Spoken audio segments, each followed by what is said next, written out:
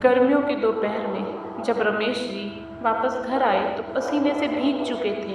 घर आए तो पत्नी सामने ही बैठी थी। रमेश जी की सांस पूरी तरह से फूल रही थी। कहने लगे, रोहित की माँ, मुझे ठंडा पानी पिला दो। ऐसा करो कि नींबू पानी बना कर दे दो। दिल को कुछ हो रहा है, लगता है कि डूब जाएगा। यह सुनकर वह फौरन उठी, किचन में जाकर नींबू पानी बनाया और रमेश जी को दे दिया। पानी पीने के बाद उन्हें कुछ होश आया था। तेज गर्मी और पसीने की वजह से उनका बीपी लो होने लगा था। कहने लगे, अब तो गर्मी बर्दाश्त नहीं हो रही, लेकिन क्या करें, महंगाई बढ़ती जा रही है। खर्च इतने हैं कि महीने बाद में ही खत्म होता है और पैसे पहले ही खत्म हो जाते हैं। पत्नी कहने लगी, रोहित के पापा, रोहित के कमरे में भी एसी लगा है और सुमित के कमरे में भी एसी। ऐसा करें कि कोई सेकंड हैंड एसी अपने कमरे में लगवा लेते हैं। बल्कि आजकल तो किस्तों पर भी एसी मिलते हैं और मैंने सुना है कि अब तो ऐसे एसी आ गए हैं जिनसे बिजली का बिल कम आता है। रमेश जी ने कंधे पर रखे कपड़े से पसीना साफ किया और कहने लगे, बात तो तुम्हारी ठीक है। असल में मैंने एक कमेटी डाली थी जो इसी महीने पूरी हो जानी है। 50,000 की है। इसी में से एसी भी आ जाएगा। जहाँ 2 कमरों का बिल अदा होता है, हमारा भी हो जाएगा। वैसे भी यह बिल मेरी ही पेंशन से भरा जाता है। यह सुनकर रमेश जी की पत्नी ने सुकून की सांस ली। घर बड़ा था, रोहित का और सुमित का, दोनों का कमरा भी बहुत बड़ा था। हालांकि दोनों का बस एक ही बच्चा था, लेकिन 2-2 टन के एसी लगवाए हुए थे और दिन रात चलते थे। शादी होने के फौरन बाद ही दोनों बहुओं ने सास से बनाकर नहीं रखी और ना ही उन्होंने सास ससुर की जिम्मेदारी ली थी। वे अपना खाना खुद ही बनाती थी। जब देखा कि बहुएं सीधे मुंह बात नहीं करती और ना ही उनका काम करना चाहती हैं, तो बिना किसी लड़ाई झगड़े के उन्होंने खुद ही कह दिया कि बेटा, तुम लोग हम दोनों की चिंता मत करो, बस अपने अपने पतियों का खाना बना लिया करो। घर का माहौल इसलिए भी अच्छा था क्योंकि रमेश जी की पत्नी ने कभी सास बनने की कोशिश नहीं की थी। इसलिए वह अपना और रमेश जी का खाना खुद ही बनाती थी। लेकिन घर का खर्चा इकट्ठा होता था। बिजली का बिल रमेश जी की पेंशन से ही भर दिया जाता था। बाकी के खर्चे उनके बेटे पूरे करते थे। राशन भी एक ही जगह से आता था, इसलिए जिसे जो पकाना होता वह पका लेता। लेकिन रमेश जी को ज़रूर अपने बेटों से यह शिकायत रहती थी कि सारी ज़िंदगी उन्होंने बेटों की परवरिश में बड़ी कुर्बानियाँ दी हैं, लेकिन बेटों ने शादी करके पत्नियों का साथ दिया था। बहरहाल अगले ही दिन रमेश जी की पत्नी की बहन का देहांत हो गया। रमेश जी की तो तबीयत कुछ ठीक नहीं थी, इसलिए वह सफ़र नहीं करना चाहते थे, लेकिन उनकी पत्नी रोए जा रही थी। उन्होंने उसे गांव भिजवा दिया और जानते थे कि 10-15 दिन से पहले वह वापस नहीं आ सकती। इसलिए 10-15 दिन खाने पीने की जिम्मेदारी दोनों बहुओं पर आ गई थी, लेकिन दोनों के ही मुंह बने हुए थे। रमेश जी को शुगर की बीमारी थी, इसलिए उन्हें नाश्ता सुबह सवेरे 9 बजे चाहिए होता था, लेकिन बेटों की पत्नियां 11 बजे तक एसी वाले कमरे से बाहर ही नहीं निकलती थी। रमेश जी दोनों बेटों से कह चुके थे, जब तक तुम्हारी माँ वापस नहीं आ जाती, अपनी पत्नियों से कह देना कि मुझे सुबह का नाश्ता 9 बजे करवा दे।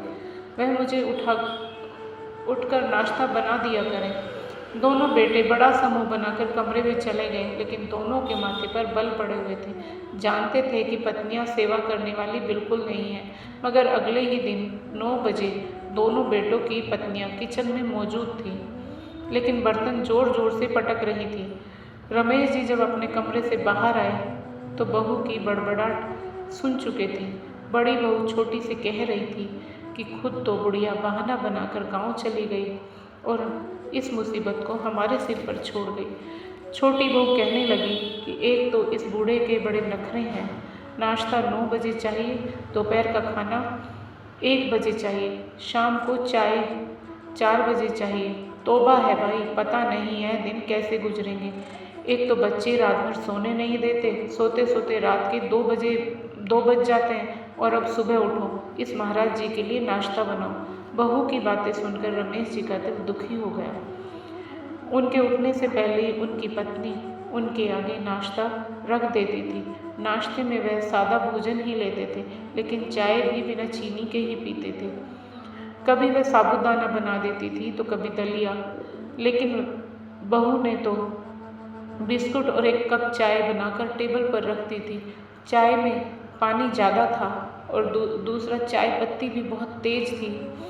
रमेश जी तेज पत्ती वाली चाय नहीं पीते थे। आंखों में नमी थी। जब उन्होंने चाय का घूंट भरा तो बिल्कुल कड़वा था। उन्होंने चाय वापस रख दी। दोनों बहुएं दोबारा अपने कमरे में घुस गई। आज तो लगता था कि गर्मी की तेजी काफ़ी ज़्यादा थी। पसीना था कि सूखने का नाम ही नहीं ले रहा था। हालांकि रमेश जी अभी नहाकर बाहर आए थे, लेकिन फिर भी पसीने से भीगे हुए थे। इस पर यह काली कड़वी चाय ने एक ही घूंट में मुंह का स्वाद कड़वा कर दिया था। उन्होंने अपनी आंखों में आने वाली नमी को साफ किया और उठकर किचन में चले गए। जाकर देखा तो पूरा किचन बिखरा पड़ा था। हालांकि उनकी पत्नी बहुत साफ सफाई पसंद थी। रात को यह भी नहीं देखती थी कि बर्तन बहू के हैं या अपने। किचन पूरा साफ करके ही कमरे में आती थी। किसी बात पर बहू से झगड़ा नहीं करती थी। बहू का जी चाहता काम करती, नहीं तो नहीं करती। कभी कभी तो ऐसा भी होता था कि दोनों ही खाना नहीं बनाती थी और दोनों बेटे माँ से कहते कि आपने पापा के लिए जो बनाया है हमें भी दे दो। असल में आज सोनम की तबीयत कुछ ठीक नहीं थी। दूसरा कहने लगा आशा भी बीमार है। वह बेचारी चुप कर गई। बच्चों को भी खाना खिला देती, ताज़ी रोटी बना कर देती। सारी जिंदगी उन्होंने रमेश जी को ताज़ी रोटी में ही पका कर दी थी, ताज़ा खाना देती थी। अगर कभी कभार रात को रोटी बच भी जाती तो सवेरे उठकर खुद नाश्ते में खा लेती, लेकिन कभी भी रमेश जी को रात की रोटी नहीं दी थी। पत्नी और बहू होने का जो कर्तव्य उनकी पत्नी ने पूरा किया था, बहुएं तो इससे बहुत दूर थी, बदतमीज और कामचोर थी। रमेश जी ने किचन की बिखरी हुई हालत देखी। रात के बदबूदार बर्तन सिंक पर पड़े हुए थे। किचन काफ़ी बड़ा और अच्छा था, लेकिन इस समय बहुत गंदा लग रहा था। उन्होंने फ्रिज खोली, वहाँ से ब्रेड निकाली और मक्खन निकालकर 2 स्लाइस पर मक्खन लगाया और खाया। पानी से इस ब्रेड को अंदर निगला था। आंखों में आंसू थे।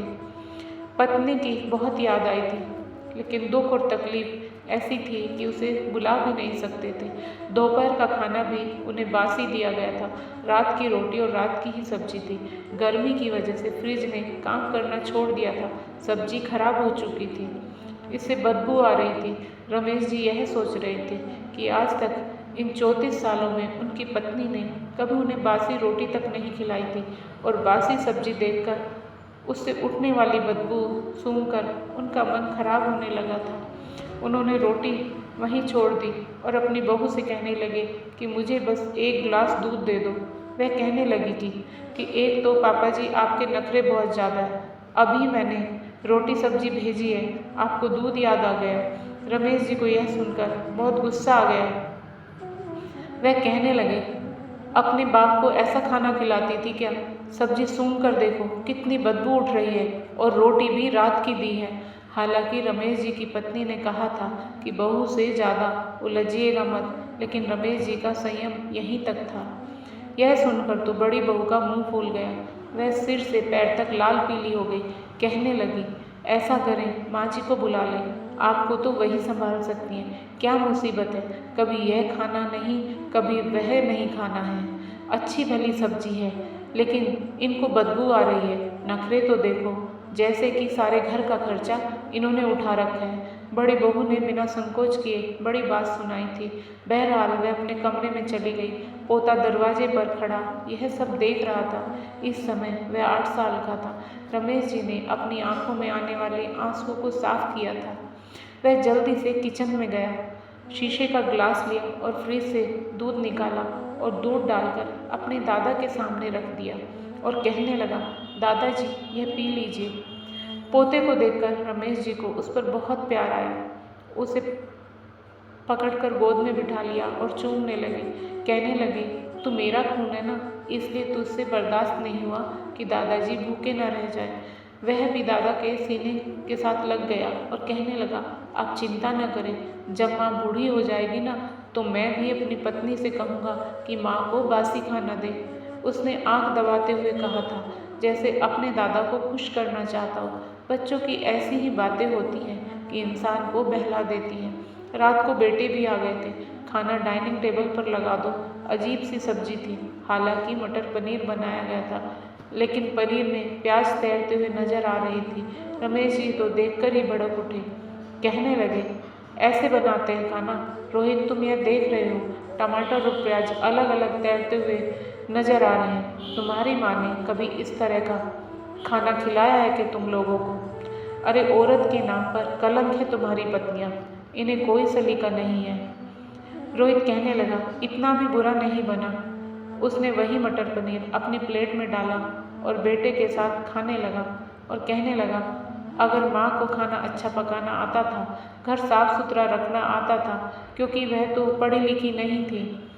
पापा, यह तो आजकल की लड़कियां हैं, हाई एजुकेशन हासिल करके या फिर घर के काम और सलीका का तरीका सीख ले।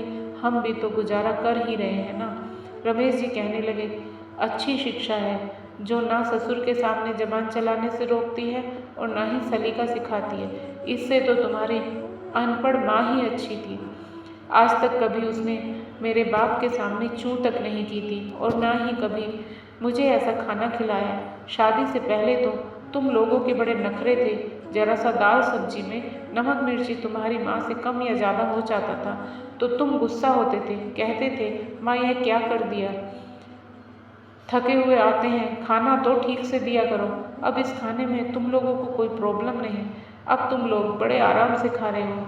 यह कहकर वह टेबल से कुर्सी पीछे करते हुए और कहने लगे, रोहित, खाना खाने के बाद मुझे बाजार से दही ला दें, मैं दही के साथ रोटी खा लूँगा।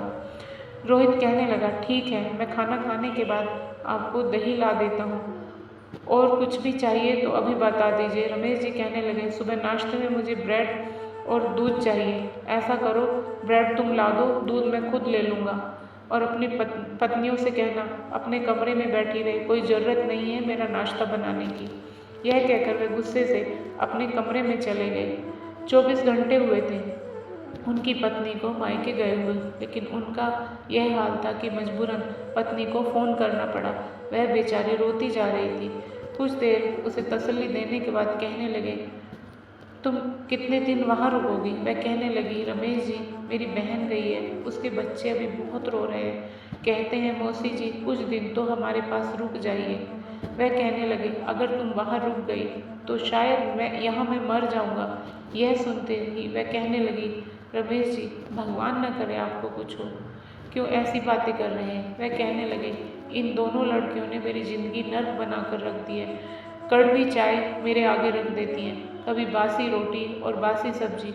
तुम जानती हो कि मुझे ऐसा खाना खाने की आदत नहीं है। जरा सा कुछ कह दो तो आगे से 1 गज लंबी जबान चलाती। मुझसे तो यह सब एक दिन में भी बर्दाश्त नहीं हुआ। मौका ऐसा है कि मैं तुम्हें कभी वहाँ रुकने का मना नहीं करता, लेकिन भगवान के लिए जितना जल्दी मुमकिन हो सके वापस आ जाओ। 4 दिन से रमेश जी ने दही के साथ ब्रेड खाकर ही गुजारा किया था, और 4 दिन के बाद उनकी पत्नी भी वापस आ चुकी थी।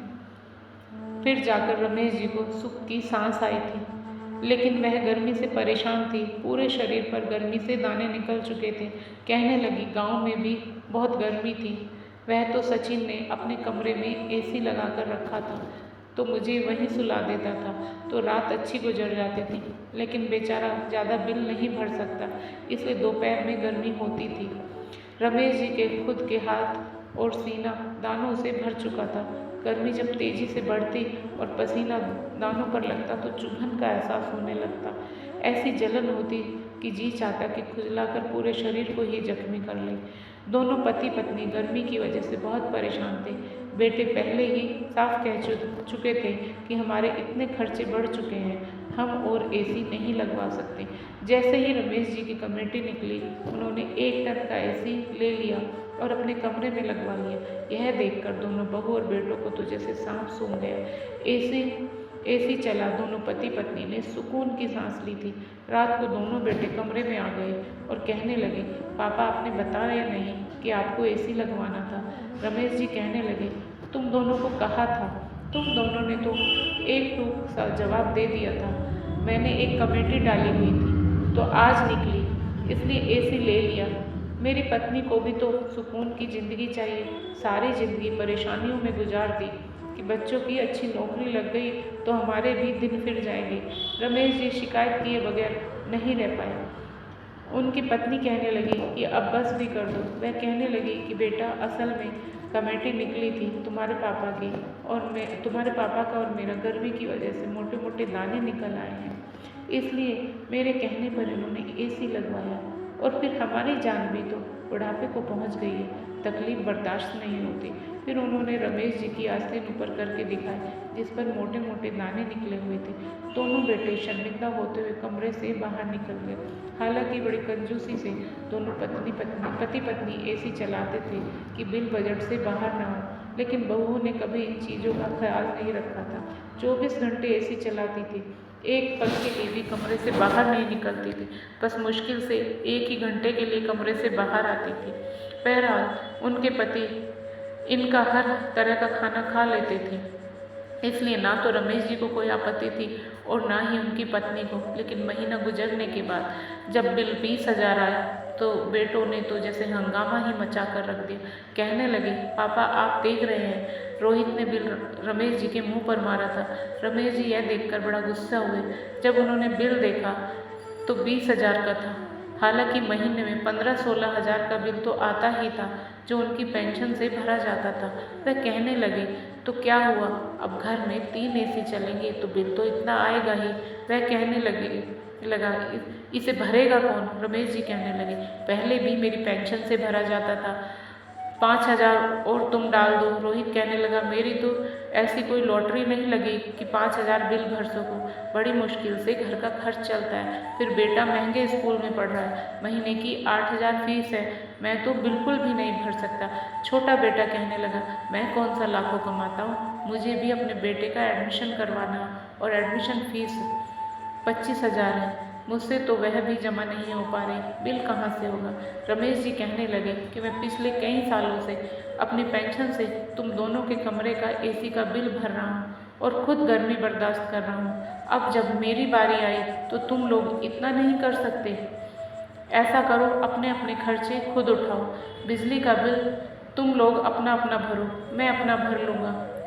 रह गया राशन का ऐसा तो मेरे महीने में 15,000 आते, मैं इसी से अपना और अपनी पत्नी का गुजारा कर लूँगा। यह कहना था कि दोनों बेटे भड़क उठे। कहने लगे, फिर ऐसा करिए, अपने घर का इंतजाम भी करिए और यहाँ से जाने की तैयारी करिए। यह सुनकर रमेश जी को भी गुस्सा आ गया। कहने लगे, मैं अपना घर छोड़कर क्यों जाऊँ? बेटे लड़ने के लिए आगे बढ़े थे। उनकी पत्नी ने कहा कि तुम्हें शर्म नहीं आती, बाप को मारने के लिए आ रहे हो। तो उन्होंने माँ को भी धक्का दिया, वह बेचारी जमीन पर जा गिरी और बाप का हाथ बड़ी जोर से पकड़ लिया।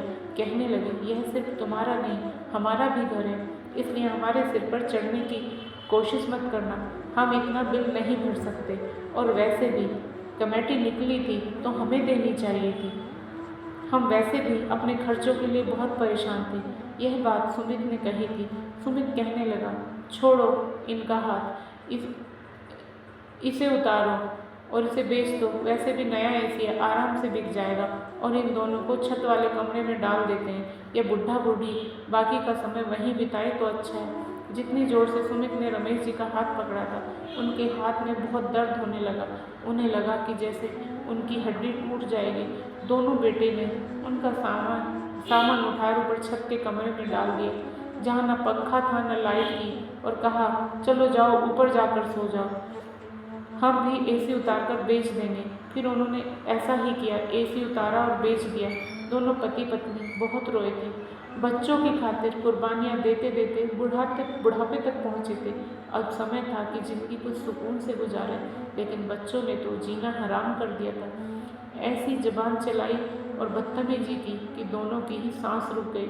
ऊपर तो गर्मी की तेजी और भी ज़्यादा थी। दोनों बेटों ने नीचे के पूरे घर पर कब्जा कर लिया। उनके कमरे को भी ताला लगा दिया ताकि वह कभी अपने कमरे में ना आ सके।